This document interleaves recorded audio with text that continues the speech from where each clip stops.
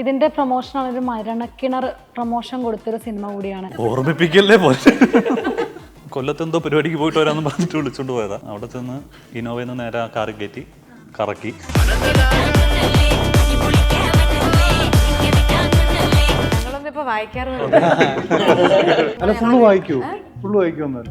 Corporate agreement വായിച്ചില്ലെങ്കിൽ വീടും ആധാരവും ഒക്കെ എഴുതിക്കൊണ്ടു പോകും.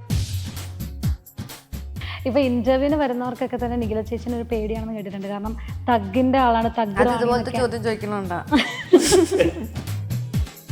ഏറ്റവും കൂടുതൽ വേദനിക്കുന്ന രാജ്യം നിഖില ചേച്ചി? എനിക്കില്ല, അതിനുള്ള കഴിവില്ല എനിക്ക്. ഞാൻ ആദ്യത്തെ ഉത്തരം പറയുമ്പോൾ തന്നെ എനിക്ക് മനസ്സിലായത് എനിക്കുള്ള ചോദ്യങ്ങളല്ല. ഇത് പറയാൻ മിനിമം ഒരു ബുദ്ധി വേണം. അത് നിങ്ങൾക്കില്ല. ഡയറക്ടറും പ്രൊഡ്യൂസറാണ്, ക്യാമറാമാനും പ്രൊഡ്യൂസറാണ്. ഇപ്പം ഇവരുടെ കയ്യിൽ നിന്നുള്ള കാശാണല്ലോ പോണേ. ലൈറ്റൊക്കെ ഇങ്ങനെ വെച്ചെടുത്തും ചോമചോട്ടം ഇങ്ങനെ തിരിക്കും. അതിനുള്ള നേരം സ്പീഡ് ബോട്ടിലാണ് എന്നെ ഡ്രസ്സ് മാറ്റാൻ വിട്ടുകൊണ്ടിരുന്നത്. തോണി പോയാൽ പതുക്കെത്തുള്ളൂ. പൈസ നോക്കിയില്ല, സ്പീഡ് ബോട്ടൊക്കെ ചുമ്മാ എടുത്തിട്ടിരിക്കും. സ്വന്തമായിട്ട് ഒരെണ്ണം മേടിച്ചു, മറ്റേ നമ്മൾ ദിവസം വാടക കൊടുക്കണ്ടേ. ഈ ഓണക്കാലത്ത് ഒരു മലയാള സിനിമ കൂടി പ്രേക്ഷകരിലേക്ക് എത്തുകയാണ്, കഥ ഇന്നുവരെ. കഥ ഇന്നുവരെ എന്ന സിനിമയുടെ വിശേഷങ്ങളുമായി എന്നോടൊപ്പം ഉള്ളത് ഡയറക്ടർ, അതുപോലെ തന്നെ ആർട്ടിസ്റ്റായ മേതിൽ ദേവിക, അനു മോഹൻ, നിഖില വിമൽ ആൻഡ് ഹക്കീം ഷാജഹാൻ. നമസ്കാരം. നമസ്കാരം. ആദ്യം തന്നെ നമുക്ക് ഡയറക്ടറിൽ നിന്നാണ് തുടങ്ങാം. കാരണം എപ്പടിയാണ് എന്ന സിനിമയ്ക്ക് ശേഷം നാഷണൽ അവാർഡ് വിന്നറായ ഡയറക്ടർ ഒരു സിനിമയും കൂടി പ്രേക്ഷകരിലേക്ക് കൊടുക്കാൻ പോവുകയാണ്. വിഷ്ണു മോഹൻ എന്ന ഡയറക്ടർ. കഥ ഇന്നുവരെ. ആക്ച്വലി എന്താണ് ഈ ഒരു സിനിമ? നമ്മൾ പോസ്റ്ററൊക്കെ കണ്ടു. എന്താണ് ഈ സിനിമ പ്രേക്ഷകരിലേക്ക്? ഇത് പ്യൂർലി ലവ് സ്റ്റോറിയാണ് കഥ ഇന്നുവരെ. അപ്പം പ്രണയ സിനിമകൾക്ക് എല്ലാ സമയത്തും ഓഡിയൻസിൻ്റെ ഒരു അക്സെപ്റ്റൻസ് കിട്ടാറുണ്ട്. അപ്പോൾ അതുകൊണ്ട് അത്തരത്തിലുള്ള ആ ജോണറിലുള്ള സിനിമകൾ ഇഷ്ടപ്പെടുന്ന ഓഡിയൻസിനെ ടാർഗറ്റ് ചെയ്തിട്ട് ചെയ്ത ഒരു സിനിമയാണ്. പിന്നെ ഈ മേപ്പടിയാന് ശേഷൻ്റെ രണ്ടാമത്തെ സിനിമ എന്ന് പറയുമ്പോൾ നമുക്ക് സെക്കൻഡ് ഫിലിം എപ്പോഴും ഫസ്റ്റ് ഫിലിമിനെക്കാട്ടിലും ഇമ്പോർട്ടൻ്റ് ആണല്ലോ. അപ്പോൾ അതുകൊണ്ട് എനിക്ക് ചെയ്യാൻ ഇഷ്ടമുള്ള എക്സൈറ്റ്മെൻ്റ് ഉള്ള ഒരു സബ്ജക്റ്റുമായിട്ട് ചെയ്യണമെന്ന് ആഗ്രഹിച്ചു. അപ്പോൾ അങ്ങനെ അതിനൊരു നല്ല ടെക്നിക്കൽ ക്രൂവ്, ഒരു ആർട്ടിസ്റ്റുകൾ, നല്ല നമ്മൾ ആഗ്രഹിച്ച പോലത്തെ കഥാപാത്രങ്ങൾ ചെയ്യാൻ പറ്റുന്ന ആർട്ടിസ്റ്റുകളൊക്കെ വന്ന് ഒരു മനോഹരമായൊരു സിനിമയായിട്ടത് വന്നിട്ടുണ്ടെന്ന് വിശ്വസിക്കുന്നു. നമ്മളിതിന്റെ ട്രെയിലറൊക്കെ ഇങ്ങനെ നോക്കുന്നുണ്ടായിരുന്നു, പക്ഷെ ട്രെയിലറൊന്നും നമ്മൾ കണ്ടില്ല ഈ സിനിമയുടെ. എന്തുകൊണ്ടാണ് ട്രെയിലറൊന്നും? അതെ, ട്രെയിലർ ആക്ച്വലി ഇപ്പം നമ്മുടെ സിനിമ ഓണം കഴിഞ്ഞിട്ട് 3 ദിവസം കഴിഞ്ഞാണ് വരുന്നത്. അപ്പം ഇപ്പോൾ ഓണ സിനിമകളൊക്കെ വരുന്നുണ്ട്, 4-5 സിനിമകൾ വരുന്നുണ്ട്. അപ്പം നമ്മൾ ഈ സമയത്തെ നമ്മുടെ ട്രെയിലർ വിട്ട് കഴിഞ്ഞാൽ അടുത്ത സിനിമകൾ വരുമ്പോൾ ഇത് മറന്നു പോകില്ല ആൾക്കാർ. അപ്പോൾ സോയുടെ ആ സിനിമകളൊക്കെ വന്നതിന് ശേഷം ട്രെയിലർ വിടാമെന്ന് വിചാരിച്ചിട്ടാണ്. സസ്പെൻസ് ആയിട്ട് ഇങ്ങനെ വെച്ചിരിക്കുകയാണ്. ഓക്കെ. അതുപോലെ തന്നെ ദേവിക ചേച്ചിയിലേക്ക് വരുവാണെങ്കിൽ ഈ സിനിമയ്ക്ക് ഒരു പ്രത്യേകത ഉണ്ട്. കാരണം ഈ സിനിമയിലൂടെ ദേവിക ചേച്ചി സിനിമയിലേക്ക് വരികയാണ്. കാരണം ഇത്രയും നാളും എനിക്ക് തോന്നുന്നു ചേച്ചി സിനിമകൾ പല ഓഫേഴ്സ് വന്നിട്ടുണ്ട്, എന്നാൽ ഇതൊന്നും അക്സെപ്റ്റ് ചെയ്യാതെ ഇങ്ങനെ വെയിറ്റ് ചെയ്ത് കഥ ഇന്നുവരെയിലെ ആ ഒരു എസ് പറഞ്ഞു. അപ്പോൾ എന്താണ് ചേച്ചി പെട്ടെന്ന് ഡയറക്ടർ ഈ ഒരു കഥ ചേച്ചിയോട് പറഞ്ഞു, ചേച്ചി പെട്ടെന്ന് എസ് പറയാനൊരു കാരണം? നല്ല കഥയായിരുന്നു. പെട്ടെന്ന് ഞാൻ പറഞ്ഞില്ല, കുറച്ച് ആലോചിച്ചിട്ടാണ് പറഞ്ഞത്. പെട്ടെന്ന് പറഞ്ഞില്ല, ഒരു 1.25 വർഷം പെട്ടെന്ന് പറഞ്ഞത്.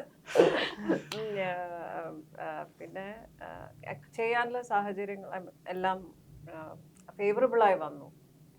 നമ്മൾ നോക്കുന്ന പല കാര്യങ്ങളുണ്ടല്ലോ, സ്ക്രിപ്റ്റും കാര്യങ്ങളും ടീമും സമയവും നമ്മുടെ സൗകര്യങ്ങളും, അതെല്ലാം ഫേവറബിളായി വന്നു. പിന്നെ അതൊരു സ്വീറ്റ് റോളാണ്. പിന്നെ നമ്മൾ കുറേ പേരുണ്ടല്ലോ. അപ്പോൾ നമ്മൾ എക്സൈറ്റഡ് ആണ്. ഈ കഥ ഇന്നുവരെയിൽ ദേവിക ചേച്ചിയുടെ ഏത് ക്യാരക്ടറാണ് ചേച്ചി ചെയ്യുന്നത്? ഞാനൊരു ഗവൺമെന്റ് എംപ്ലോയി ആണ്, ജിയോളജി. അതാണ് എൻ്റെ ക്യാരക്ടർ. ബാക്കിയെല്ലാം സിനിമയിൽ നിന്നല്ലേ? അതുപോലെ തന്നെ അനുമോഹനിലേക്ക് വരുമ്പോൾ ഒരു സെലിബ്രിറ്റി ഫാമിലിയിൽ നിന്നാണ് ശരിക്കും പറഞ്ഞാൽ സിനിമയിലേക്കും വരുന്നത്. അപ്പൊ എങ്ങനെ ഉണ്ടായിരുന്നു? ഇപ്പം ബിഗ് ബാൻ അങ്ങനെ സിനിമകളൊക്കെ ചെയ്തതിന് ശേഷം കഥ ഇന്നുവരെയിലേക്ക് എങ്ങനെയാണ് എത്തിയത് ഈ ഒരു സിനിമ? കഥ ഇന്നുവരെ വിഷ്ണുവിൻ്റെ അടുത്ത് കഥ പറയുമ്പോൾ ഇതുവരെ ഞാൻ ചെയ്യാത്ത തരത്തിലുള്ള ഒരു ജോണറിലുള്ള സിനിമയാണ്. ഞാൻ ലവ് സ്റ്റോറീസ് അങ്ങനെ ചെയ്തിട്ടില്ല. അപ്പോൾ അത്തരത്തിലുള്ള ഒരു സിനിമയുടെ കഥ എന്ന് പറഞ്ഞപ്പോൾ അതായിരുന്നു എന്നെ ഫസ്റ്റ് അട്രാക്ട് ചെയ്തത്. കൂടുതലും ത്രില്ലർ സിനിമകൾ ചെയ്തുകൊണ്ടിരുന്നപ്പോൾ ഭയങ്കര ഫ്രഷ്നെസ് ആയിട്ട് തോന്നി.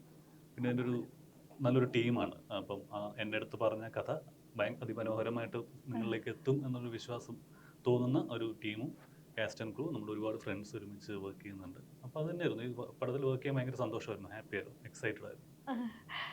ഒരാളെ കാണുമ്പം എനിക്ക് പെട്ടെന്നൊരു പാട്ട് തന്നെയാണ്, അഴകിയ ലൈല കാരണം എനിക്ക് പാട്ട് ഇപ്പം നീല ചേച്ചിനെ കാണുമ്പോൾ എനിക്ക് ഓർമ്മ വരുന്നത്. കാരണം ഇപ്പോഴും ആ സിനിമ ഇറങ്ങിയിട്ട് കുറച്ചായെങ്കിൽ പോലും ഇപ്പോഴും ഇൻസ്റ്റാഗ്രാമിൽ ട്രെൻഡിങ്, ഇപ്പം എനിക്ക് തോന്നുന്നു ഓണത്തിനാണെങ്കിൽ പോലും ആ സോങ് ആണ് കുറേ റീൽസ് തൂക്കിയത് ആ സോങ് തന്നെയായിരുന്നു. അപ്പോൾ ഈ കഥ ഇന്ന് വരെയിലേക്ക്, അതായത് നുണക്കുഴി ഹിറ്റായിരുന്നു, അതിനുശേഷം ഗുരുവായൂരമ്പലം നട, നുണക്കുഴി, വെറൈറ്റി റോൾസ്. അപ്പോൾ ഇതിൽ നമ്മൾ പോസ്റ്റർ ശ്രദ്ധിച്ചപ്പോഴും അരവിന്ദൻ്റെ അതിഥികൾ ആ ഒരു സിനിമയിലേക്ക് ലുക്കും ഒരു ഭയങ്കര നാടൻ ടച്ചൊക്കെ ഉള്ളൊരു വൈബ് നമുക്ക് കിട്ടി. അപ്പം എന്താണ് ഇതിൽ നിഖില ചേച്ചിയുടെ ക്യാരക്ടർ എന്താണ്? ഞാനും കുറേ കാലമായി അങ്ങനെ ഒരു ക്യാരക്ടർ ചെയ്തിട്ട്. ഞാൻ ഇപ്പം അടുത്ത് ചെയ്തൊക്കെ കുറച്ച് സീരിയസ് റോളുകളും പരിപാടികളൊക്കെ ആയിരുന്നു.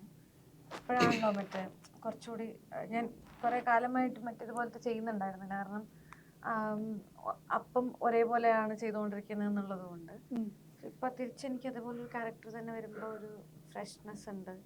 പിന്നെ ഞാൻ ആദ്യമായിട്ടാണ് അങ്ങനെ ഒരു പ്രോപ്പർ ലവ് സ്റ്റോറി പോലൊരു സാധനം ചെയ്യുന്നത്. അതും എനിക്കൊരു ഇൻട്രസ്റ്റിംഗ് പരിപാടിയായിട്ട് തോന്നി. അങ്ങനെ ഇതിൽ എന്ത് റോളായിരിക്കും, ഏത് തരത്തിലുള്ള റൊമാൻസ് ആണ് നമുക്ക് എങ്ങനെയാണ്? സാധാരണ ആൾക്കാരുടെ ഒക്കെ പോലെ തന്നെ അങ്ങനെ ഒരു റൊമാൻസാണ് ജനറൽ. അത് നിങ്ങൾ കണ്ടിട്ടൊക്കെ ഉള്ളത് പോലെ തന്നെയുള്ള റൊമാൻസാണ്. അങ്ങനെ പുതിയതായിട്ട് എന്തെങ്കിലുമൊക്കെ ചെയ്യണ്ടോന്ന് ചോദിച്ചു കഴിഞ്ഞാൽ ഇല്ല.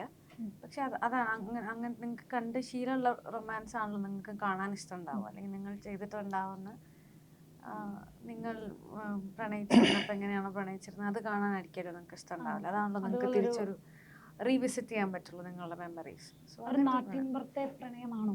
അതെ, നാട്ടിൻപുറത്തെയാണ്. ഇപ്പോൾ നിഖില ചേച്ചിനെ കണ്ടപ്പോഴാണ്, ഇപ്പോൾ കുറച്ച് ദിവസങ്ങളായിട്ട് ചേച്ചി തമിഴ് ഇൻ്റർവ്യൂസിൽ നമ്മളിങ്ങനെ കണ്ടുകൊണ്ടിരിക്കുകയാണ്. അപ്പോൾ അതിനകത്തൊരു കമൻറ്റ് ഉണ്ടായിരുന്നു. കാരണം ഈ ഒരു ഇൻ്റർവ്യൂവിൻ്റെ താഴെ വന്ന കമൻറ്റാണ്, തമിഴ് ഇൻ്റർവ്യൂസ് എടുക്കുന്ന തമിഴ് ഹീറോയിൻസ് ആണെങ്കിൽ പോലും ഇൻ്റർവ്യൂവിൽ സംസാരിക്കുന്ന സമയത്ത് ഇംഗ്ലീഷിലൊക്കെ ആയിരിക്കും സംസാരിക്കുന്നത്, പ്രോപ്പർ തമിഴ് സംസാരിക്കാറില്ലെന്ന്.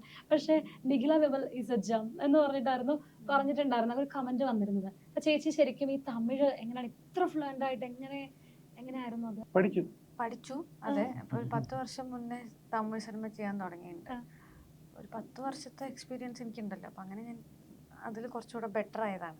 പഠിച്ചതാണ് ഞാൻ ശരിക്കും, പഠിക്കാൻ വേണ്ടി പഠിച്ചതാണ്. എന്തായാലും ഇങ്ങനെ കറക്റ്റ് ഫ്ലുവൻ്റ് ആയിട്ട് ഇങ്ങനെ അതപ്പം നിങ്ങൾക്ക് അതിൻ്റെ ആവശ്യം വരുന്നില്ലല്ലോ. ജനറൽ ആൾക്കാർക്ക് അത്രയും കമ്മ്യൂണിക്കേഷൻ ആവശ്യം വരുന്നുണ്ടാവില്ല, അങ്ങനെ വരുന്നില്ലല്ലോ. അപ്പം നമുക്ക് കൂടുതൽ കമ്മ്യൂണിക്കേഷൻ ഉണ്ട്, നമുക്ക് ഡയലോഗ്സ് പറയണം അല്ലെങ്കിൽ സ്ക്രിപ്റ്റ് വായിക്കണം എന്നൊക്കെ ഉള്ളത് കൊണ്ട് ഞാൻ പഠിച്ചതാണ്. ഡബ് ചെയ്യാനും ഒക്കെ വേണ്ടിയിട്ട് പഠിച്ചതാണ്. അപ്പൊ ഇപ്പോഴും ആൾക്കാർ ഇപ്പൊ നിഖില ചേച്ചിനെ കാണുമ്പോൾ അടുത്ത തമിഴ് സിനിമ ഏതാണ് എന്ന് ചോദിക്കാറുണ്ടോ? തമിഴില് ഇപ്പൊ ചോദിക്കാറുണ്ട്, ഇപ്പൊ ചോദിക്കാറുണ്ട്. പക്ഷെ അങ്ങനെയൊന്നും ഇല്ല. തമിഴ് പ്രോജക്ട് ഏതെങ്കിലും പുതിയതിനി സ്റ്റോക്ക് കഴിഞ്ഞു? അതെ, ഇനി ഇതൊക്കെ ആരെങ്കിലും കണ്ടിട്ട് വേണം ഇനി തമിഴിലേക്ക് പോകായിരുന്നു. ഹക്കിം ബ്രോയിലേക്ക് എത്തുകയാണെങ്കിൽ ഇപ്പം അതായത് ഇപ്പം പ്രണയവിലാസത്തിലാണെങ്കിലും ഒരു വിരഹം നമ്മൾ കണ്ടിരുന്നു. ആ BGM അതൊക്കെ ഭയങ്കര ഹാർട്ട് ടച്ചിങ് ആയിരുന്നു ആ ഒരു സിനിമയിൽ. അപ്പം ഈ സിനിമയിൽ അങ്ങനെ എന്തെങ്കിലും നഷ്ടപ്രണയമോ, ഇപ്പൊ പ്രണയം എന്ന് പറഞ്ഞുകൊണ്ട് ഞാൻ ചോദിച്ചതാണ്, അങ്ങനെ എന്തെങ്കിലും ആണോ അറിയാൻ വേണ്ടിട്ട്? ഞാൻ എന്തെങ്കിലും പറഞ്ഞ ഡയറക്ടറിന്റെ കണ്ണുകുത്തി പിടിക്കും. നോക്കണുണ്ട് ചെറുതായിട്ട് പറഞ്ഞാൽ അല്ല, എൻ്റെ ചെറിയ പരിപാടിയാ. എനിക്ക് ഇതിനകത്ത് പേര് പോലും ഇല്ല. എനിക്കൊരു വണ്ടി മാത്രമേ, ഞാൻ വണ്ടി മേടിച്ചിങ്ങനെ നടക്കുന്നു. അപ്പോ അത്യാവശ്യം അല്ല, ഈ പ്രണയവിലാസം കണ്ടിട്ടാണ് ഡയറക്ടർ എന്നെ ഇതിനകത്ത് കാസ്റ്റ് ചെയ്യുന്നത്. അപ്പൊ എന്തോ സംതിങ് അല്ല, ഇപ്പൊ അതും പ്രണയമാണല്ലോ. അപ്പൊ അതിന്റെ ചെറിയൊരു ഷെയ്ഡ്സ് ഒക്കെ ഇതിനകത്ത് കിടക്കുന്നുണ്ട്, അത്രേ ഉള്ളൂ. അല്ലാതെ വിരഹം ഉണ്ടോ വെച്ചാൽ അത്രയ്ക്ക് വിരഹമൊന്നും ഇല്ല അതിനകത്ത്. ഇല്ല. ശരിക്കും റിയൽ ലൈഫിൽ ഇതുപോലെ എന്തെങ്കിലും നഷ്ടപ്രണയം ഉണ്ടായിട്ടുണ്ടോ, അല്ലെങ്കിൽ അങ്ങനെ എന്തെങ്കിലും സംഭവിച്ചിട്ടുണ്ടോ? ഉണ്ടാവുമല്ലോ, മനുഷ്യനല്ലേ. ഒരു സ്റ്റോറി പറയാനാണെങ്കിൽ അല്ല, റിയൽ ലൈഫിൽ എന്താണ് ഈസി ആയിട്ടുള്ള ബ്രേക്ക്ഫാസ്റ്റ് കഴിച്ചു എന്നുള്ള രീതിയിൽ ഏതെങ്കിലും ഒരു സ്റ്റോറി പറയൂ. ഒത്തിരി ഉണ്ടോ? അങ്ങനെയല്ല ചോദിച്ചത്. ഒരു ലാഭം ഉണ്ടായിട്ടുള്ള പ്രണയം കല്യാണത്തിൽ എത്തിയത് പോലും മൂപ്പർക്ക് പറയാൻ പറ്റില്ല. അപ്പോഴാണ് നഷ്ടം പ്രണയത്തിനെ പറ്റി അങ്ങനെ വേദനിച്ച് നടന്നിട്ടുണ്ടോ? അല്ല, ഞാൻ പറഞ്ഞില്ലേ, എനിക്കിപ്പോ 33 വയസ്സായി. അപ്പോൾ ഈ 33 വയസ്സിന്റെ ഇടയ്ക്ക് അനുഭവിക്കാനുള്ളതെല്ലാം ഞാൻ അനുഭവിച്ചിട്ടുണ്ട്. അതൊന്നും ഇങ്ങനെ പറയാൻ എനിക്ക് അറിയില്ല, സത്യം പറഞ്ഞ. അപ്പൊ ഞാൻ പറയുമ്പോ ഞാനായിരിക്കും ഇതിനകത്ത് ഹീറോ, പക്ഷെ ആക്ച്വൽ ട്രൂത്ത് അതായിരിക്കില്ല. അപ്പൊ ഈ വിരഹങ്ങളും കാര്യങ്ങളും എല്ലാം, ഡിപ്രഷൻ, ആങ്സൈറ്റി എല്ലാം ഉണ്ടായിട്ടുണ്ട്. എല്ലാം ഞാൻ അനുഭവിച്ചു. ഇതിന്റെ ലൊക്കേഷന് കാര്യങ്ങളൊക്കെ എവിടെയായിരുന്നു? ലൊക്കേഷൻ കേരളത്തിലെ ഞാൻ ഗസ്റ്റ് ചെയ്യട്ടെ, ഇടുക്കി റിലേറ്റഡ് എന്തെങ്കിലും? കറക്റ്റാ. ഓ, അടുത്തത് അതെന്താ Idukki related? Idukki Sweater touch എനിക്ക് ഇട്ടോണ്ടായിരിക്കും. തോന്നി. സെറ്റർ ഇട്ടുണ്ടാ? അമ്മ ഇടുക്കി കട്ടപ്പന അവിടെ അവിടെ അത്രയൊന്നും പോയില്ല. ആ ഇടുക്കിയിലാണ്. വേറെ ഒരുപാട് സ്ഥലങ്ങളാണ്. തണുപ്പുള്ള സ്ഥലം. തണുപ്പുള്ള സ്ഥലങ്ങളിൽ അതിന്റെ അങ്ങനെ ചൂസ് ചെയ്ത് അങ്ങനെ ഒരു അല്ല അവിടെ മാത്രമല്ല നമ്മള് കേരളത്തിലെ 4 ജോഗ്രഫിക്കൽ ടെറൈൻ ഉണ്ട്. ആലപ്പുഴയുണ്ട്, ബാക്ക് വാട്ടേഴ്സ് ഉണ്ട്, ഇടുക്കി ഉണ്ട്. പിന്നെ ഈ പറഞ്ഞ പുഴയും കടലും മലയും എല്ലാം ഉണ്ട്. ഓ പ്രകൃതിനെ മൊത്തമായിട്ട് അങ്ങോട്ട് ഒപ്പിയെടുത്തിട്ടുണ്ട്. ഒത്തെടുത്തൊരു സിനിമയാണ്. അത് അതിൽ കാണാനും ഉണ്ട്. ആ ഒരു പോസ്റ്ററില് പച്ചപ്പും ഹരിതാപയും ഒക്കെ നമുക്ക് കാണാൻ പറ്റും. ഒരു ട്രഡീഷണൽ വൈബൊക്കെ കിട്ടുന്നുണ്ട്.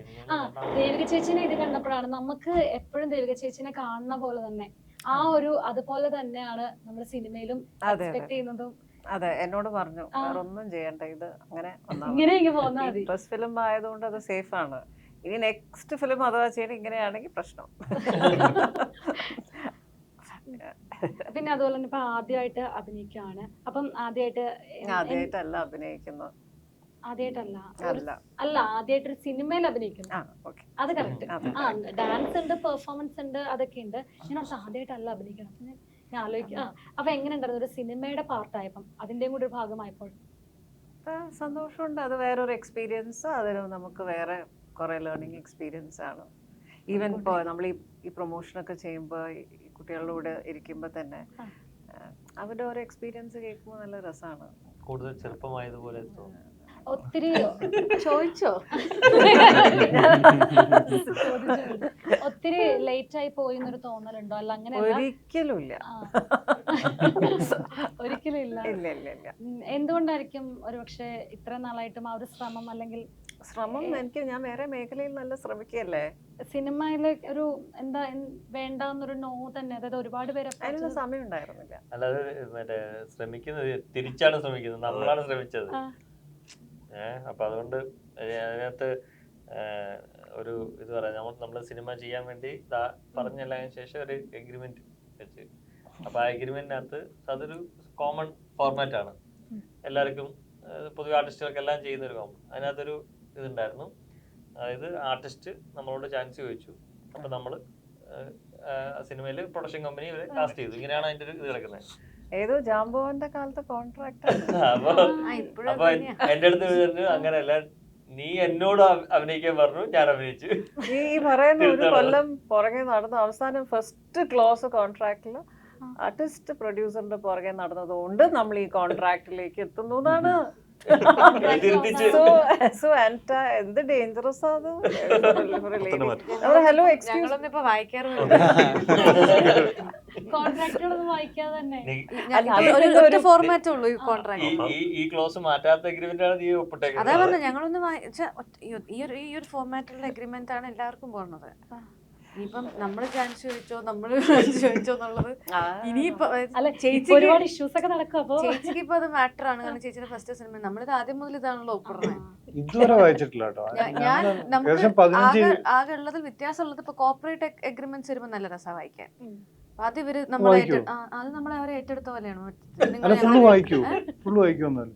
ആ കോർപ്പറേറ്റ് അഗ്രിമെന്റ് വായിച്ചില്ലെങ്കിൽ വീടും ആധാരം ഒക്കെ എഴുതിക്കൊണ്ടു പോകും. ഞാൻ സ്ക്രിപ്റ്റ് വായിച്ചില്ല, കോൺട്രാക്ട് വായിച്ചു. പിന്നെ ഇങ്ങനെ ചേച്ചി വിഷ്ണു ചേട്ടൻ എങ്ങനെയാണ് ദേവിക ചേച്ചിന്റെ അടുത്ത് പറഞ്ഞപ്പം ദേവിക ചേച്ചിക്ക് സമയമൊക്കെ ഓക്കെ ആയതുകൊണ്ട് സിനിമ ചെയ്യാൻ അങ്ങനെ ആയിരുന്നോ? അതൊരു വലിയ ഒരു സിനിമ, വേറെ സിനിമ ചെയ്യാനുള്ള കഥ അതിനകത്ത് വേറെ ഉണ്ട്. ഞാൻ അത് കൂടുതൽ പറയണ്ട, കൊറേ സ്ഥലത്ത് പറഞ്ഞു. ഞാൻ അഗൈൻ നിഖില ചേച്ചിയിലേക്ക് വരികയാണ്. ചേച്ചി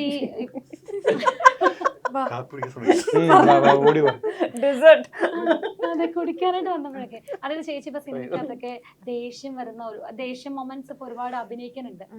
അപ്പം ശരിക്കും പറഞ്ഞ നിഖില ചേച്ചിക്ക് ദേഷ്യം വരുമ്പം എങ്ങനെയായിരിക്കും റിയൽ ലൈഫിൽ എങ്ങനെ അത് റിയാക്ട് ചെയ്യുന്നത്? എങ്ങനെയാണ്? ഞാൻ ദേഷ്യം വരുമ്പോൾ ഏറ്റവും കൂടുതൽ ചെയ്യുന്ന സാധനം കാൻഡി ക്രഷ് കളിക്കും. ഞാൻ അങ്ങനെ എനിക്ക് ദേഷ്യപ്പെടാൻ ഇഷ്ടമല്ല. അപ്പൊ എനിക്ക് ഡൈവേർട്ട് ചെയ്യാൻ വേണ്ടിയിട്ട് ഞാൻ കാൻഡി ക്രഷ് കളിക്കും. അല്ലെങ്കിൽ എനിക്ക് ആ ദേഷ്യമൊക്കെ അവിടെ തീർക്കും. അല്ല എനിക്ക് എന്തെങ്കിലും കാൻഡി ക്രഷ് കളിക്കും, അല്ലെങ്കിൽ റീൽസ് കാണും. അങ്ങനെ എനിക്ക് മറ്റേ അത്രയും ഇത് എടുക്കാൻ താല്പര്യം ഇല്ലാണ്ടാവുമ്പോൾ ഞാൻ അങ്ങനെ ചെയ്യും. എനിക്കിങ്ങനെ അതിനു വേണ്ടി എനർജി കറിയില്ല. നമ്മൾ ഫൈറ്റ് ചെയ്ത് എനർജി കളയാൻ എനിക്ക് വലിയ താല്പര്യമില്ല. ഇല്ല. പിന്നെ നിങ്ങൾ പിന്നെയും കുത്തുകയാണെങ്കിൽ ഞാൻ ഓക്കെ വരാം, അങ്ങനെയാണ്. അതർവൈസ് എനിക്ക് ഒരുമാതിരിയൊക്കെ ദേഷ്യത്തിലേക്ക് എനിക്ക് വലിയ എന്നോട് വളരെ ക്ലോസ് ആയിട്ടുള്ള ആൾക്കാർ മാത്രമേ ഞാൻ ദേഷ്യപ്പെട്ട് കണ്ടിട്ടുണ്ടാവുള്ളൂ. എൻ്റെ അമ്മ, എൻ്റെ അച്ഛൻ, എൻ്റെ ചേച്ചി, അല്ലെങ്കിൽ എൻ്റെ വളരെ ക്ലോസ് ഫ്രണ്ട്സ് മാത്രമേ ഞാൻ ദേഷ്യപ്പെട്ട് കണ്ടിട്ടുണ്ടാവുള്ളൂ. എൻ്റെ ശരിക്കും ഞാൻ ദേഷ്യപ്പെട്ട എങ്ങനെയാണെന്ന് കണ്ടിട്ടുണ്ടാവുള്ളൂ. ബാക്കിയുള്ള അങ്ങനെ മീൻസ് സംസാരിക്കും എന്നുള്ളതല്ലാതെ ഞാൻ ദേഷ്യപ്പെടാറില്ല പൊതുവെ പുറത്ത് സിനിമയിൽ.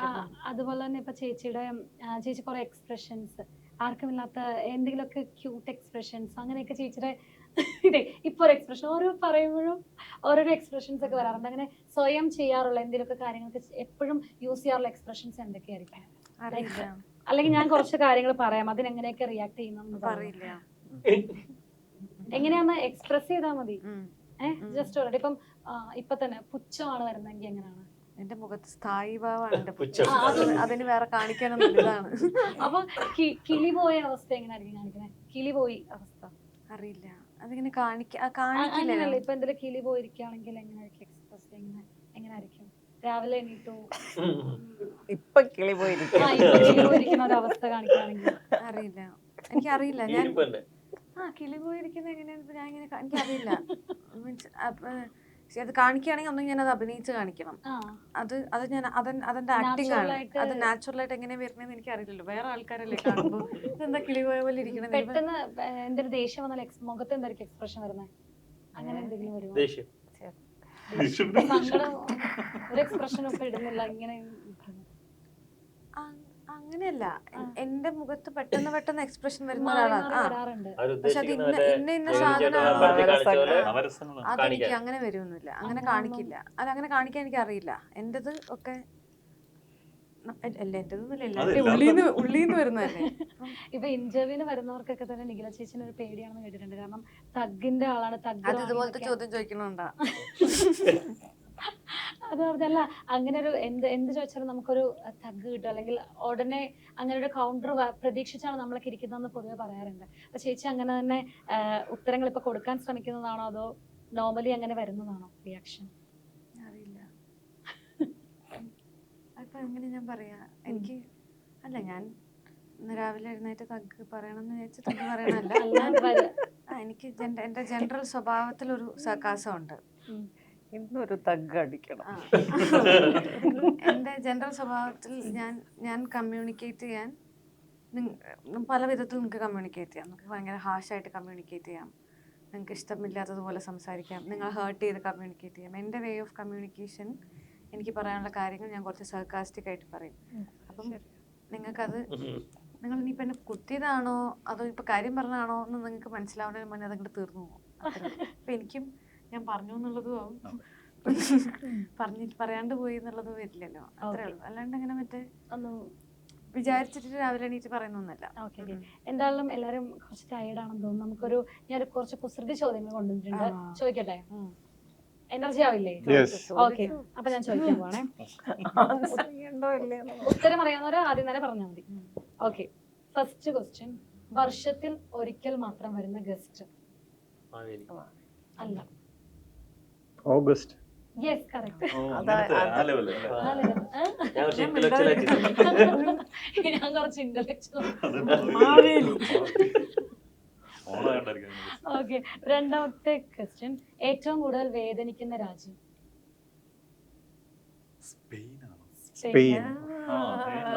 കറക്റ്റ്.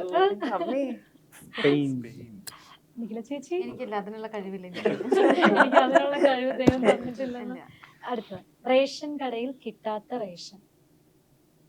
വൈബ്രേഷൻ. വൈബ്രേഷൻ.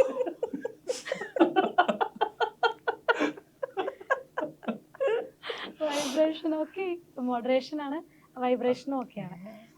ഒരുപാട് റേഷൻസ് ഉണ്ട്. അതെ, ഒരുപാട് റേഷൻ കട കിട്ടാത്തുണ്ട്. കാലുകളില്ലാത്ത ടേബിൾ? സിമ്പിൾ. ടേബിൾ. മറ്റേ ടേബിളാണ്, മറ്റേ അതിന്റെ പേരെന്താ? എന്ത് പറയാ? Periodic table. Periodic table. Time table. Correct. ഇത് കുറെ ഉത്തരങ്ങൾ തരുന്നുണ്ട് കേട്ടോ. അടുത്തതായിട്ട്, വെളുക്കുമ്പോൾ സാധനം എന്താന്നൊക്കെ ഞാൻ ഓജോ ബോർഡ്. വെളുക്കുമ്പോൾ കറക്കുന്നതും കറക്കുമ്പോൾ വെളുക്കുന്നതുമായ സാധനം. ദിവസമാണ് എന്താണ് വെളുക്കുമ്പോൾ വെളുക്കുമ്പോൾ കറക്കുന്നതും കറക്കുമ്പോൾ വെളുക്കുന്നതുമായ സാധനം. ചന്ദ്രൻ. ഇത്രയും ചിന്തിപ്പിക്കല്ലേ. കുസൃതി ചോദ്യാ. സിമ്പിൾ ഒന്ന് ആലോചിച്ച് നോക്കി. ഇതിനെ പുത്രം ചിന്തിക്കണം. കുട്ടി കുറച്ച് പറയും ചേച്ചി അതിനിങ്ങനെ ചായ കുടിച്ചിരിക്കുകയാണ്. അല്ലെങ്കിൽ അതെ പ്രോസസ് ചെയ്യാൻ അല്ലെങ്കിൽ എനിക്ക് പറ്റണ്ട. ഇനിയിപ്പോ വെളുക്കുമ്പോ കറക്കണതും കറക്കുമ്പോ വെളുക്കണതും സിമ്പിൾ ആണ്. വെളുക്കുമ്പോൾ കറക്കുന്നതും കറക്കുമ്പോൾ തലമുടിയാണ്. ആ പശുവിനെ കറക്കുന്നത്. പശുവിനെ കറക്കും.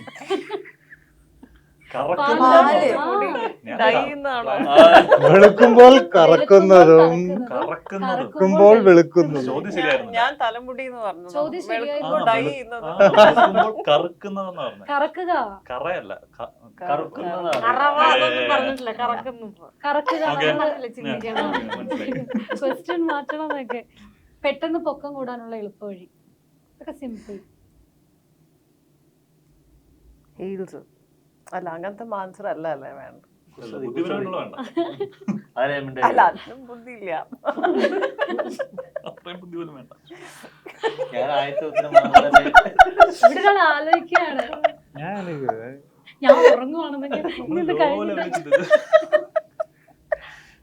ഞാൻ ആദ്യത്തെ ഉത്തരം പറയുമ്പോൾ തന്നെ ഈ മനസ്സിലായത് എനിക്കുള്ള ചോദ്യങ്ങളല്ല. ഇത് മിനിമം ഒരു ബുദ്ധി വേണം. കിട്ടിയോ? ചോദ്യം എന്തായിരുന്നു? പെട്ടെന്ന് പൊക്കം കൂടാനുള്ള എളുപ്പവഴി. ഏണി അറിയാത്തത്. ഇതില്ല, ഇതോട് പറഞ്ഞ പണിഷ്മെന്റ് ഉണ്ടല്ലോ ചെറിയ. എന്നെ എന്തിനാണ് നോക്കുന്നത്? ലെവൽ ആലോചിച്ചാൽ ചെറുപ്പം. പൊക്കം കുറഞ്ഞ ആളുടെ അടുത്ത് പോയി നിന്നാ മതി. ഒത്തിരി ബുദ്ധിപരമായിട്ട് ആൻസർ ആയി പോയി. പെട്ടെന്ന് പൊക്കം കൂടി. ഞാനൊരു ചെറിയ വര വരച്ചാൽ മതി എന്ന് പറയാൻ പോയിരുന്നു. അപ്പൊ ഞാനൊരു പണിഷ്മെന്റ് തരാം. ഒരു ടങ് ട്വിസ്റ്റർ ആണ്. ജസ്റ്റ് ഓരോരുത്തരും മുൻപാണ് പറഞ്ഞത്. എന്നോട് ചോദിക്കല്ലോ. എന്നോട് അതിന്റെ ഒരു തവണ പറഞ്ഞാൽ മതി. പറയട്ടെ. രാമമൂർത്തിയുടെ മൂത്ത പുത്രൻ കൃഷ്ണമൂർത്തി. ഇത് രാമമൂർത്തിയുടെ മൂത്ത പുത്രൻ കൃഷ്ണമൂർത്തി. ഒരു തവണ പറഞ്ഞു. അതെന്ത് പറ്റി? മൂത്ത പുത്രൻ കൃഷ്ണമൂർത്തി. അടുത്ത വരുന്നുണ്ട്. രാമമൂർത്തിയുടെ മൂത്ത പുത്രൻ കൃഷ്ണമൂർത്തി. ഞാൻ ഉത്തരം പറഞ്ഞിട്ടില്ല. പണിഷ്മെന്റ് പറയാ. ജസ്റ്റ് ഒന്ന് ട്രൈ ചെയ്തേ. എനിക്ക് അറിഞ്ഞൂടാ. രാമമൂർത്തിയുടെ മൂത്ത പുത്രൻ കൃഷ്ണമൂർത്തി. കൃഷ്ണമൂർത്തി. നമ്മുടെ കൃഷ്ണമൂർത്തി ചേട്ടനാണോ? ഇതിലുണ്ടോ കൃഷ്ണമൂർത്തി ചേട്ടൻ? ഞാൻ പ്രൊഡ്യൂസർ ബൈ കൃഷ്ണമൂർത്തി. ആ രാമമൂർത്തിയുടെ മൂത്ത പുത്രൻ കൃഷ്ണമൂർത്തി. നമ്മളെ കൊണ്ട് എന്ത് പറയിപ്പിക്കാനാണ് ഈ ശ്രമം എന്നുള്ളത് മനസ്സിലായി. ഓക്കെ. അപ്പം ഇതിനകത്തെ പാട്ടുകളൊക്കെ എങ്ങനെയാണ് ആക്ച്വലി കഥ ഇന്ന് വരെനകത്തെ? പാട്ട് 4 പാട്ടുണ്ട്. 4 പാട്ടുകളുണ്ട്. പാട്ട് പാടി മ്യൂസിക് ഡയറക്ടർ പുതിയ ആളാണ്, അശ്വിൻ ആര്യൻ. പിന്നെ നമുക്ക് വന്നിട്ട് പാട്ട് നിത്യമാമൻ കപിൽ പാടിയിട്ടുണ്ട്. അവരൊരു പാട്ടുണ്ട്. പിന്നെ നിത്യമാമനും ഈ മ്യൂസിക് ഡയറക്ടർ അശ്വിൻ ഒരു പാട്ട് പാടിയിട്ടുണ്ട്. പിന്നെ വിദ്യാധരൻ മാഷ് പാട്ട് പാടിയിട്ടുണ്ട്. പിന്നെ ആക്ടർ കൃഷ്ണൻ ബാലകൃഷ്ണൻ പുള്ളി ഒരു പാട്ട് പാടിയിട്ടുണ്ട്. അപ്പം അങ്ങനെ 3-4 പാട്ടുണ്ട്. ദേവിക ചേച്ചി ബിജു ചേട്ടൻ്റെ കൂടെയാണ്. അപ്പം ആ ഒരു എക്സ്പീരിയൻസ് ബിജു ചേട്ടന്റെ പേരായിട്ട് വരുന്നു. പേരാണെന്ന് ഞാൻ വിശ്വസിക്കുന്നു. അങ്ങനെ അപ്പം അല്ല ബിജു ചേട്ടന്റെ നായികയായിട്ടാണ്. അപ്പം എങ്ങനെ ഉണ്ടായിരുന്നു ആ ഒരു എക്സ്പീരിയൻസ്? നല്ല എക്സ്പീരിയൻസ് ആയിരുന്നു. വളരെ എക്സ്പീരിയൻസ്ഡ് ആയിട്ടുള്ള ആളുടെ അഭിനയിക്കുന്നുള്ള എക്സ്പീരിയൻസ്. നല്ല എക്സ്പീരിയൻസ്. മറ്റേത് കഴിച്ചു. എന്തെങ്കിലും ലൊക്കേഷനിൽ ഉണ്ടായ എന്തെങ്കിലും ഫണ്ണോ കാര്യങ്ങളോ ഇപ്പൊ ബിജു ചേട്ടനെ കണ്ട ഞാൻ ചോദിക്കണം, ഹലോ ഞാൻ മേതു ദേവിക, ഓർമ്മയുണ്ടോ ഞാൻ കൂടെ അഭിനയിച്ചിട്ട്? അങ്ങനെയാണ് നമ്മൾ ലൊക്കേഷനിൽ. അങ്ങനെയാണ് അദ്ദേഹം വളരെ നമ്മൾ അത്രയ്ക്കൊന്നും എക്സ്പീരിയൻസ്ഡ് ആവാൻ എക്സ്പീരിയൻസ് എനിക്ക് അത്ര എക്സ്പീരിയൻസ് ഇല്ലാത്തതുകൊണ്ട് നമ്മള് ഷൂട്ടിങ്ങിലും നമ്മുടെ പിന്നെ ആർക്കും ഗ്യാപ്പ് ഇല്ലായിരുന്നു. ഷോട്ടുകൾ എടുക്കുന്നു. മറ്റേ ബീച്ചേട്ടൻ ഷൂട്ട് തലേന്ന് ഞങ്ങളുടെ ഡയറക്ടർ തന്നെയായിരുന്നു ഞങ്ങളുടെ പടത്തിന്റെ പ്രൊഡ്യൂസർ. അപ്പൊ ആ സിനിമയുടെ സ്പീഡിനെ പറ്റി വെറുതെ ഒന്ന് ചിന്തിച്ചു നോക്കൂ. 60 ദിവസം ഷൂട്ട് ചെയ്യേണ്ടത് നമ്മൾ എത്ര ദിവസം കൊണ്ട് തീർത്തു? 32 35 days 35 ഷൂട്ട് തീർത്തിട്ടുണ്ട്. ഓ അത്ര ഓടി നടന്ന ആ അപ്പൊ ഞാൻ അതുകൊണ്ട് ആർക്കും തമ്മിൽ സംസാരിക്കാനുള്ള ഞങ്ങൾ സമയം ഇപ്പോഴാ കാണുന്നത് തന്നെ. ഹലോ എന്തൊക്കെ ഉണ്ടെന്നൊക്കെ വിജയുടെ ചോദിക്കണം. എന്റെ ആദ്യത്തെ സീരിയലിൽ പോയി ഞാൻ ഒരു ദിവസം ഇത്ര ഷോട്ട്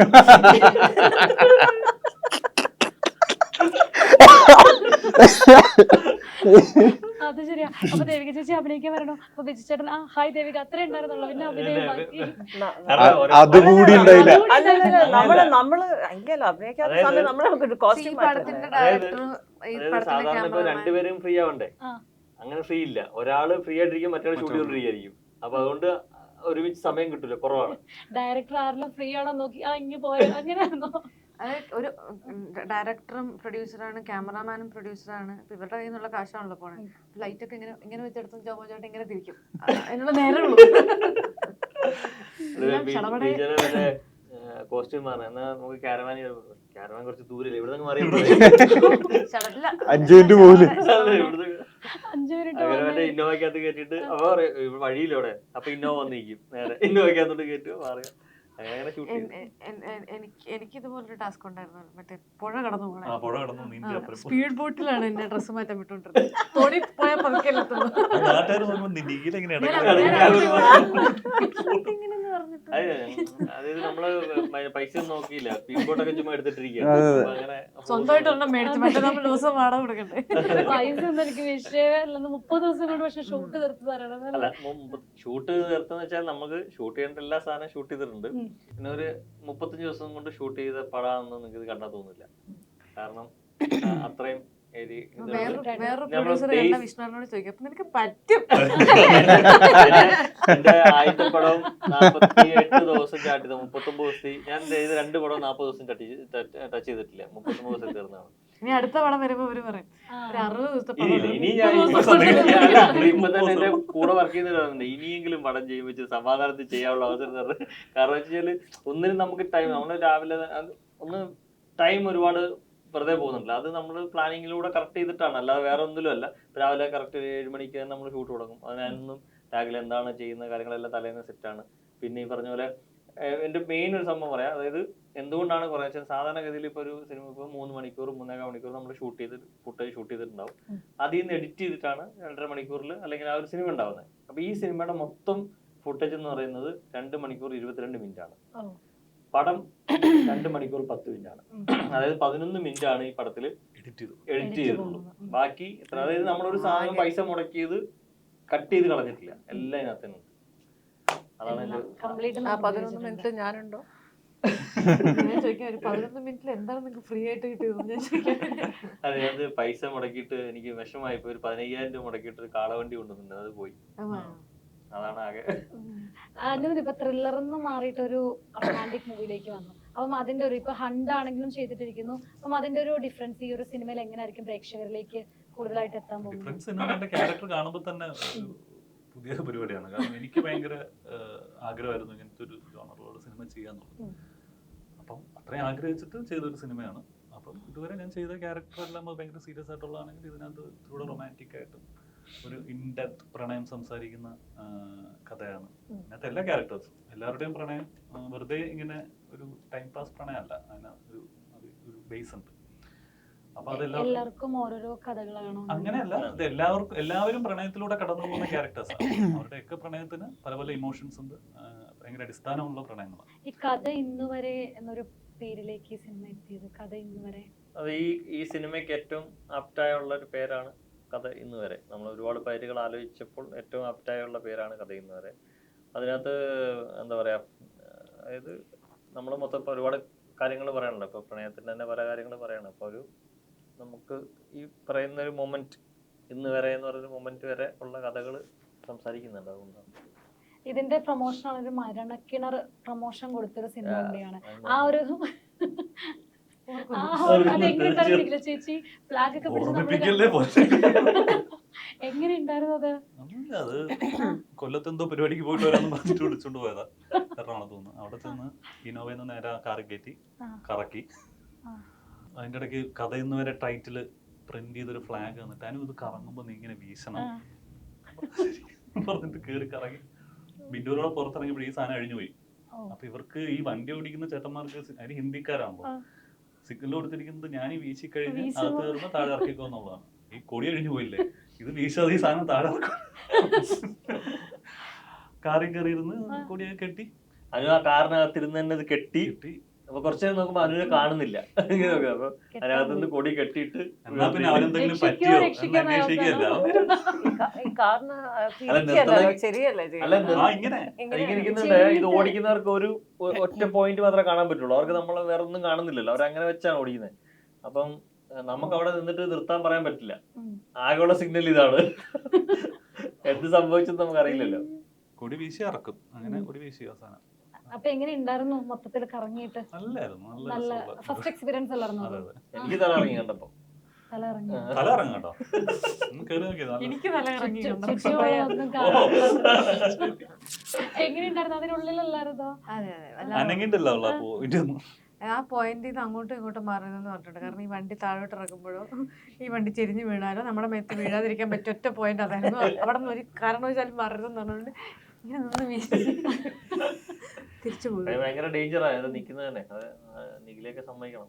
അല്ല, അവിടെ ഉള്ളിൽ പോയിന്റ് നിൽക്കുന്നവരാണ് ശരിക്കും നമുക്ക് പേടിയാവുന്നത്. സേഫ് ആയിട്ട് പിന്നെ അല്ലല്ല, ഒട്ടും സേഫ് അല്ല. ഒട്ടും സേഫ് പിന്നെ ആ ഒരു പോയിന്റ് മാത്രമേ സേഫ് തുറന്നിറങ്ങാനും പറ്റില്ല. കാരണം ഇത് മൊത്തം ക്ലോസ് ചെയ്തിരിക്കുക, പുറത്തുനിന്ന് ലോക്ക് ചെയ്തിരിക്കുക. അപ്പൊ അതുകൊണ്ട് തുറന്നിറങ്ങാനൊന്നും പറ്റില്ല. അവിടെ തന്നെ നിൽക്കാനേ പറ്റുള്ളൂ. അകത്തോട് കയറുമ്പോ നിഖിലേക്ക് ചെറിയ പേടിയുണ്ടായിരുന്നു. ഞാനിപ്പോ പറഞ്ഞ് ഇൻഷുറൻസ് എടുത്തിട്ടുണ്ട്, പേടിക്കണ്ട, കയറിക്കോളാൻ. പടത്തിന് പടത്തിന് ഷൂട്ടെല്ലാം കഴിഞ്ഞിട്ടുണ്ട്, ഇനി ഒന്നും പേടിക്കണ്ടെന്നൊക്കെ. നല്ലൊരു എക്സ്പീരിയൻസ് ആയിരുന്നു. എങ്ങനെയാ മരണക്കിണർ അവിടെ ചെന്ന് ആ സമയത്ത് തന്നെ പ്ലാൻ ചെയ്തതാണോ? അല്ലല്ല, നേരത്തെ പ്ലാൻ ചെയ്ത് സെറ്റ് ചെയ്ത് ആ വണ്ടി പഴശ്ശിയുടെ യുദ്ധമുറകൾ കമ്പനി കാണാതിരിക്കുന്നുള്ളൂ. ഇത് മരണക്കിണറിൽ തുടങ്ങിയിട്ടേ ഉള്ളൂ. തുടങ്ങിയിട്ട് അത് പക്ഷെ നൈസ് ആയിരുന്നു. വണ്ടിയൊക്കെ നമ്മൾ നേരത്തെ സെറ്റ് ചെയ്ത് ബ്രാൻഡ് ചെയ്ത് അത് ആ ടൈപ്പ് വണ്ടിയെ ഓടിക്കാൻ പറ്റുള്ളൂ, അവരുടെ വണ്ടിയാണല്ലോ. അപ്പൊ അത് നമ്മൾ ഫുൾ ബ്രാൻഡിങ് ഒക്കെ ചെയ്ത് എല്ലാം സെറ്റ് ചെയ്ത് വെച്ചിട്ട് പിന്നെയാണ് പോയി ഷൂട്ട് ചെയ്തത്. അത് സെയിം ആൾക്കാർ, ഈ ഹനുമാൻ ഗൈൻറ്റിന്റെ അതിൽ ആ വീഡിയോയിലുള്ള സെയിം വണ്ടി, സെയിം ഓടിക്കുന്ന ആൾക്കാരെല്ലാം സെയിം ആണ്. സെറ്റപ്പ് ഷൂട്ട് ചെയ്ത ആളും സെയിം ആണ്. അതുപോലെ തന്നെ ഒരു നിഖില ചേച്ചിയുടെ ഒരു ചോദ്യം കൂടി. ഇപ്പം അഴകിയലയിലെ ഭയങ്കര ഹിറ്റ് ആയല്ലോ ആ സിനിമ ഇറങ്ങി. അപ്പം ചേച്ചി ആ സമയത്ത് ഓർത്തിരുന്നു ഇത് ഷൂട്ട് കഴിഞ്ഞപ്പം ഈ പാട്ട് ഹിറ്റ് ആവും, അല്ലെങ്കിൽ ഇത് എന്നെ ഇനി ഇങ്ങനെയൊക്കെ ഈ പാട്ടിലൂടെ വരും എന്നൊക്കെ ഓർത്തിരുന്നോ? ഓർത്തിരുന്നില്ല. അപ്പൊ ചേച്ചിയുടെ മനസ്സിൽ ഇനി ഒരു സിനിമ ചെയ്യുമ്പോൾ വേറൊരു പാട്ട്, അതായത് ഇനിയും സിനിമയിലേക്ക് വന്നാൽ ആ പാട്ടിനെ നമുക്ക് കൊണ്ടുവന്നാൽ കൊള്ളാമെന്ന് തോന്നിയതിലും പാട്ടുണ്ടോ മനസ്സിൽ? അത് ഒന്നും കൂടി വന്നിരുന്നെങ്കിൽ. ഒരുപാട് റീമേക്ക് സോങ്ങുകളൊക്കെ വരുന്നുണ്ടല്ലോ, അങ്ങനെ ഏതെങ്കിലും പഴയ നമ്മുടെ ഇവിടെ ഉണ്ടല്ലോ. നമ്മുടെ പടത്തിലുണ്ടല്ലോ. ദേവദാരു പൂത്ത്. ആ. അല്ലാതെ ഞാൻ ആഗ്രഹിക്കുന്നത് ദേവദാരു പൂത്ത് എന്നുള്ള പാട്ട് ഏതെങ്കിലും സിനിമയിലൊന്നും വന്നിരുന്നെങ്കിൽ. വന്നിട്ടുണ്ടെന്നൊക്കെ. ദേവദാരു പൂത്തു കഥ എന്ന് പറയുന്ന പറഞ്ഞ ഞങ്ങളുടെ സിനിമയില് സെപ്റ്റംബർ 20 തീയതി ഇറങ്ങുന്ന ആ സിനിമയിൽ ഞങ്ങള് ദേവദാരു പൂത്തു ദേവദാരു പൂത്തു എന്ന് പറഞ്ഞൊരു പാട്ട് ഉപയോഗിച്ചിട്ടുണ്ട്. പഴയ ഒരു സിനിമയുടെ പാട്ടാണ്. കുറേ നാളത്തെ ആഗ്രഹമായിരുന്നു. എന്റെ വല്ലാത്തൊരു ആഗ്രഹമായിരുന്നു. എന്നോട് പലപ്പോഴായി അതിനെക്കുറിച്ച് പറഞ്ഞിട്ടുണ്ട്. അപ്പൊ ഞാൻ ഞാൻ ചോദിച്ചു മേടിച്ചാ എങ്ങനെയും ഒന്ന് വെക്കോ, ഒന്ന് ചോദിക്കോ. ദേവരാജ എന്നെ അഴകിയിലയിലെന്നൊന്ന് മാറ്റുമോ, അല്ല അഴകിയിലയിലെന്ന് മാറ്റി ദേവദാരു ആക്കൂ, അങ്ങനെ. അപ്പൊ ഞാൻ ഇത് ഈ സിനിമ ഞാൻ പൂത്ത് കാഴ്ച. അല്ല, എനിക്ക് തമിഴിലും എനിക്ക് എല്ലാ ഇതിലും അക്സെപ്റ്റ് ചെയ്തൊരു പാട്ട് കൂടിയായിരുന്നു. അത് തമിഴ് അവരുടെ ഭയങ്കര ട്രെൻഡിങ് സോങ് ആണത്. അപ്പൊ അത് ഏറ്റവും കൂടുതൽ ട്രെൻഡിങ് ആയത് ഇവിടെ അല്ല, അവിടെയാണ്. അത് ഇവിടെ അതിന്റെ ഒരു പ്ലേസ്മെന്റിന്റെ റെസ്റ്റിലാണെങ്കിൽ അവർക്ക് ആ പാട്ട് അവരുടെ ഒരു ഇമോഷനാണ് അവർക്ക്. ഏത് റീൽ എടുത്താലും ഇപ്പോഴാണെങ്കിൽ പോലും റീൽ എടുത്തു കഴിഞ്ഞാൽ അഴകിയലയില്ല ആ പാട്ടാണ് കയറി വരുന്നത്. അതുപോലെ ഇനി നമുക്ക് ദേവദാരു പൂത്തു അതുപോലെ പ്രതീക്ഷിക്കാം. എന്താണ് ദേവദാരു പൂത്തു എന്താണെങ്കിലും എനിക്ക് തോന്നുന്നു ഫാമിലി ഓഡിയൻസിനൊരു നല്ലൊരു റൊമാൻറ്റിക് മൂവിയാണ് കഥ ഇന്ന് വരെ. അപ്പം ഞങ്ങളെല്ലാം ഈ ഓണത്തിന് സൂപ്പർ എക്സൈറ്റഡ് ആണ് കഥ ഇന്ന് വരെ കാണാൻ. ദേവിക ചേച്ചിയുടെ ഈ സിനിമയിലുള്ള ആ ഒരു ആക്ടിംഗ് ഒക്കെ കാണാൻ ഞങ്ങൾ സൂപ്പർ ഇൻട്രസ്റ്റഡ് ആണ്. അപ്പം പ്രേക്ഷകരോട് ഓണക്കാലമാണ്, എന്താണ് പറയാനുള്ളത്? സെപ്റ്റംബർ 20 എല്ലാവരും തിയേറ്ററിൽ പോയി കാണുക. കഥ ഞങ്ങളുടെ സിനിമ വിഷ്ണു മോഹൻ ഡയറക്ട് ചെയ്തിരിക്കുന്ന ഈ ചെറിയ സിനിമ എല്ലാവരും പോയി കണ്ട് വലിയ വലിയ വിജയമാക്കി തരും. വിഷ്ണുവിന് കുറേ പൈസ എന്താണെന്നറിയില്ല, ഭയങ്കര ദേവദാരു പൂത്തു എന്നുള്ള പാട്ട് എല്ലാവരും വീട്ടിലിരുന്ന് ഒന്നുകൂടെ കാണാം. Thank you so much. Thank you.